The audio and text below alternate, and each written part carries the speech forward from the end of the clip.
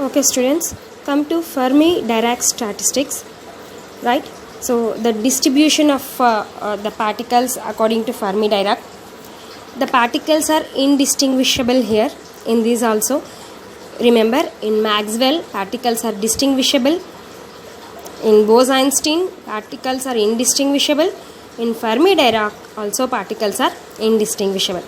The particles there, they obey Planck's constant, they follow through Planck's constant, and here the particles obey Pauli's exclusion principle. And these particles having half integral spin, in Bose-Einstein also they are having half integral spin, and here Gi is very greater than Ni. Right? According to this according to this Fermi-Dirac stats, there are, we can say, n fermions with energy E. Okay, and they distribute in energy levels like E1, E2, E3, like that. Okay, now according to Pauli exclusion principle, the particles arranged in particular energy levels, and with these are left with Gi minus 1 states and Gi minus 2, Gi minus 3, like this. Okay, and thus the number of ways in which Ni particles can be accommodated can be written as Gi minus 1, Gi minus 2 up to Gi minus Ni plus 1, which can be written as Gi factorial by Gi minus Ni factorial. Okay, and all these are the formulas of permutations and combinations. I think you know all these formulas. The permutations among identical particles do not give distributions, and in these distinguishable elements of Ni particles in Gi cells can be written as Gi factorial by Ni factorial into Gi minus Ni factorial. Consider this as equation 1. Okay, now the total number of ways the particles in a system can be written as, that is W, right? So pi Gi factorial by this, we can say, total number Ni factorial into Gi minus Ni factorial. Take this as equation 2. And as usual, taking on log both sides, log W is equal to sigma I is equal to 1 to k. This can be written as log Gi factorial minus log Ni factorial. This is one term and this is the other term, right? So we can write this as minus log Gi minus Ni factorial. Consider this as equation 3. Okay, right. Now applying Stirling's theorem to this, log n factorial is equal to n log n minus n, right? So apply the Stirling's formula to these terms. Okay, what we get again is log W is equal to sigma I is equal to 1 to k. Okay, right. So come to this first, log Gi factorial, that is Gi log Gi minus Gi, right, minus this one minus Ni log Ni minus Ni, minus here it is minus, we will get here also minus, so minus into minus is plus Ni.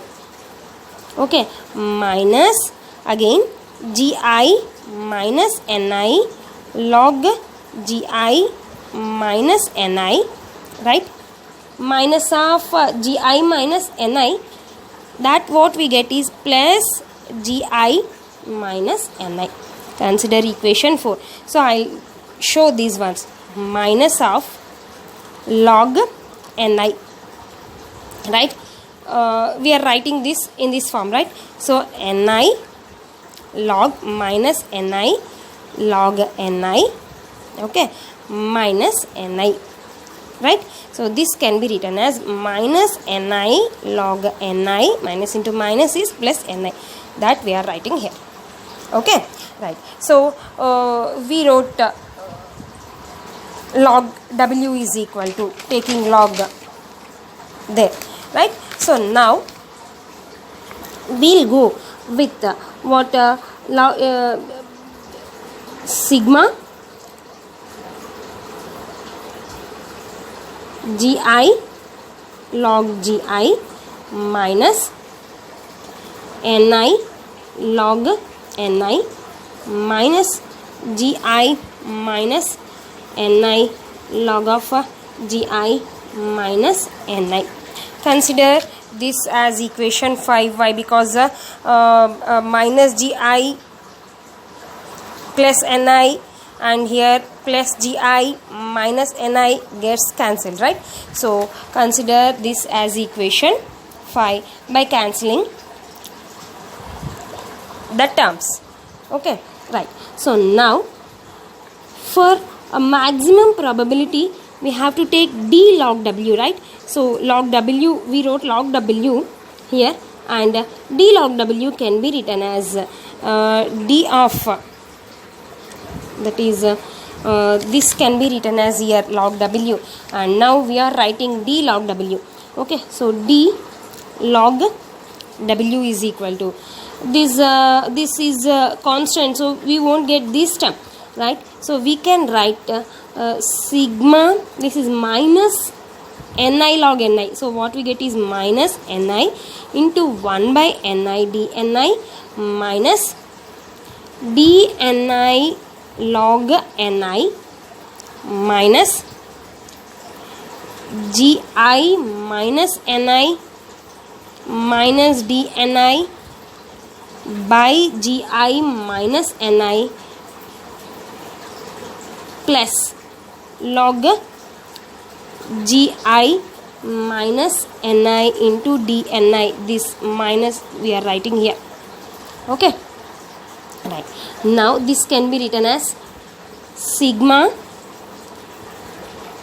log gi minus ni minus log ni, these all gets cancelled, right, into dni, which is equal to 0, and we know sigma dni is equal to 0 as well as sigma ei or ui, we can write dni is equal to 0.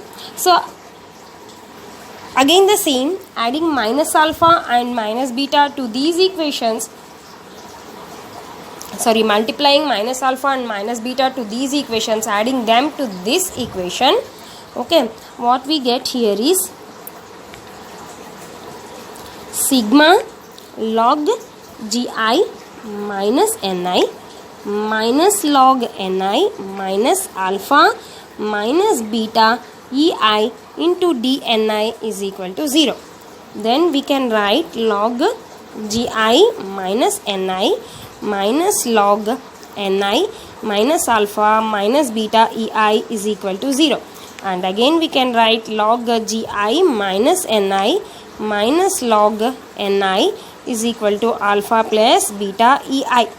Okay, then log gi minus ni by ni, which is equal to alpha plus beta ei. Taking antilog on both sides, what we get is gi minus ni by ni factorial is equal to, sorry, e power alpha plus beta ai. We want actually ni, no? So that's why gi by ni minus 1, which is equal to e power alpha beta ei. gi by ni is equal to e power alpha plus beta ei plus 1. ni by gi is equal to 1 by e power alpha plus beta ei plus 1. Okay, then we want ni, which is equal to gi by e power alpha plus beta ei plus 1. Okay, right. So this is what the distribution of particles according to Fermi-Dirac. Okay, right. This equation 9 gives us Fermi-Dirac distribution law. This equation gives the Fermi-Dirac distribution law, and here e power alpha e power beta ei plus 1 is greater than 1 for Fermi-Dirac distribution, and Ni by Gi, okay, Ni by Gi is less than or equal to 1, we can write, okay, or we can write Ni also, which is Gi by e power alpha plus beta. If it is 1 by kt, what we get? Ei by kt plus 1. This is a Fermi-Dirac distribution law.